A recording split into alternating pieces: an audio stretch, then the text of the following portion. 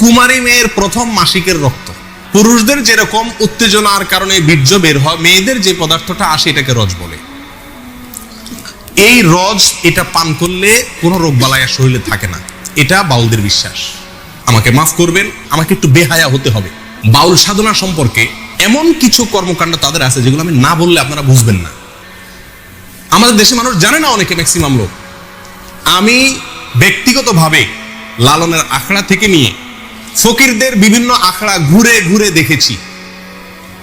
আমি নিজের অভিজ্ঞতার কথা আপনাদের কাছে চাপিয়ে দিতে যাব না, তাদের বই পুস্তকের আলোকে বলবো। আমি জানার জন্য তাদের বিভিন্ন আখড়া আখড়া ঘুরেছি। এইবার দেশে গিয়ে আমি কুষ্টিয়াতে গেছি। আমার উদ্দেশ্য ছিল লালন আখড়া যাওয়া, দেখা সেখানে, এবং শুধু শোনা কথা বা পড়া কথারও বিশ্বাস না করে নিজে চোখে দেখা। তাদের আখড়া যদি কেউ যেয়ে থাকেন, ফকিরদের তারা তথাকথিত জিকির করে যেগুলাতে, এগুলোতে আপনারা দেখবেন পুরুষের সাথে একজন নারী লাগে, অন্ধকার হইতে হয়, এবং গাঁজা তো প্রয়োজনই হয়, এবং বাকি কি কাজগুলো হয় সেগুলো বই থেকে শুনেন, আমার অভিজ্ঞতা থেকে না শুনে। দেখুন, বাউল ধর্মে পরকীয়া প্রেম জায়েজ আছে। আল্লাহর কসম, আমি নিজে যাচাই করে যশোরের এক গ্রামে গিয়ে সন্ধান পাইছি যে এখানে, এমনি অন্য কাজে গেছি, পরে শুনছি যে এখানে আপনার ফকিরদের আখড়া আছে। তো আমি দেখতে গেছি, একদিন না কয়েকদিন পরে জানতে পারছি যে এক মহিলা আছে, তার স্বামীও আছে, কিন্তু সবাই জানে এই মহিলা সারাদিনই জেনা করে তার ওই সাধন সঙ্গীর সাথে, বাউলদের সাথে। এবং কোন কোন মহিলার তো সংসার শেষ, আবার অনেক পুরুষও করে যারা বাউল। এটা তাদের ধর্মের গুরুত্বপূর্ণ কাজ, জেনা করা। সারাদিন জেনাটাই ইবাদত বাস।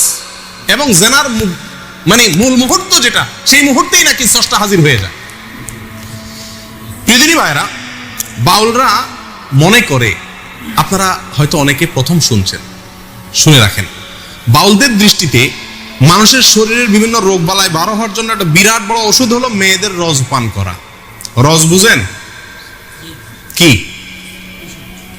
না, রজ বলতে দুইটা জিনিস। এক হলো কুমারী মেয়ের প্রথম মাসিকের রক্ত, আরেকটা হলো পুরুষদের যেরকম উত্তেজনার কারণে বীর্য বের হয়, মেয়েদের যে পদার্থটা আসে এটাকে রজ বলে। এই রজ এটা পান করলে কোনো রোগ বালাই আর শরীরে থাকে না, এটা বাউলদের বিশ্বাস।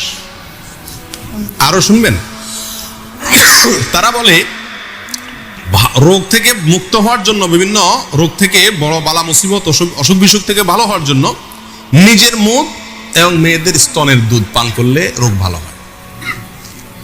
আরো শুনবেন, তারা বলে সমস্ত রোগ থেকে সর্বরোগের ঔষধ একসাথে যদি পাইতে চান তাহলে কি করতে হবে? মল, মূত্র, রজ এবং বীর্য, মল, মূত্র, রজ এবং বীর্য, এগুলো সবগুলা মিক্স করে একটা ঔষধ বানায় তারা, নাম হলো প্রেম ভাজা। ওষুধের নাম কি? প্রেম ভাজা। এটা খাইলে আর কোনো রোগ থাকে না। প্রিয়দিনী ভাইরা, আপনারা অনেকে হয়তো বলবেন যে এগুলা গল্প আর কি।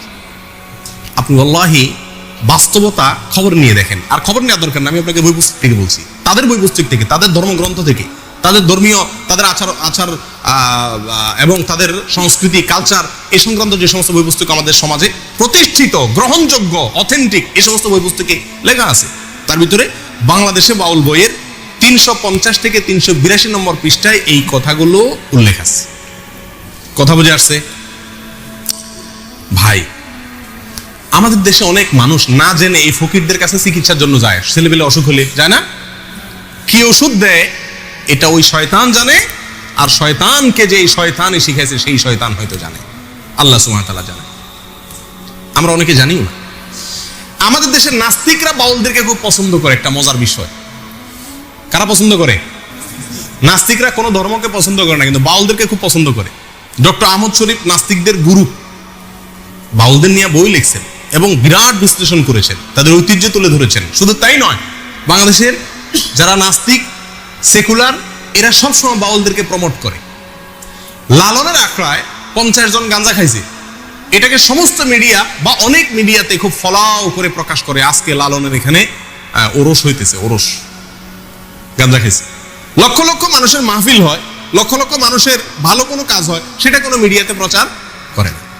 কিন্তু ওই আখড়ায় গাঁজা খাইছে কয়েকটা, সেটারে সারাদিন টেলিভিশন নিউজে বলে। কেন নাস্তিকরা এত পছন্দ করে কেন? এর কারণ হলো এই বাউলদের তাদের যে কর্মকাণ্ড, এই কর্মকাণ্ড করে খোলাসা কথা কয়েকটা পয়েন্ট। নাম্বার 1 যেটা বললাম, দেহ নিয়ে সাধনা। দেহ নিয়ে সাধনা মানে যৌনতা, সোজা বাংলা।